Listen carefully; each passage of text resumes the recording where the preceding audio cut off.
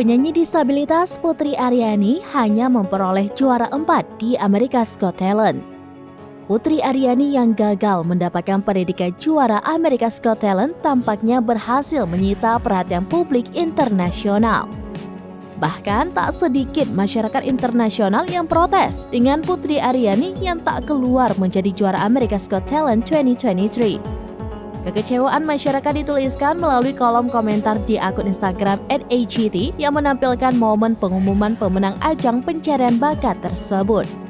Bahkan ada pula netizen yang menyamakan voting America's Got Talent dengan pemungutan suara Presiden Amerika Joe Biden. Seperti diketahui, Putri Aryani harus menerima berada di posisi keempat setelah dikalahkan oleh sang pemenang Adrian Stoica dan Hurricane, seorang pelatih dan anjingnya. Sementara itu di posisi kedua dan ketiga yang juga berhasil menyalip Putri Aryani di ajang America's Got Talent yaitu Ana de Guzman dan Murmuration. Diketahui juara pertama ajang pencarian bakat bergengsi itu akan memperoleh hadiah sebesar 1 juta US dollar atau sekitar 15,5 miliar rupiah dengan asumsi kurs 15.525 rupiah per US dollar. Menurut sebuah pernyataan, ada dua opsi bagi pemenang untuk menerima hadiahnya, yakni dibayarkan selama 40 tahun atau diterima dalam nilai tunai. Dalam hal ini, pemenang diberikan kebebasan untuk memilih salah satu opsi tersebut.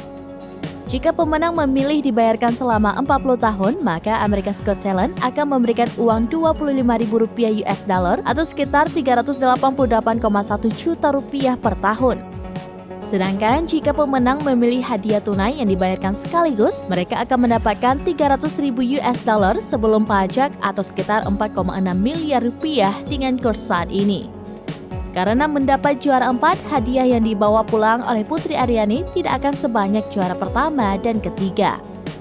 Tetapi Putri Aryani telah membawa pulang kesempatan emas berlaga dengan para juara dunia lainnya dalam ajang bergengsi tersebut.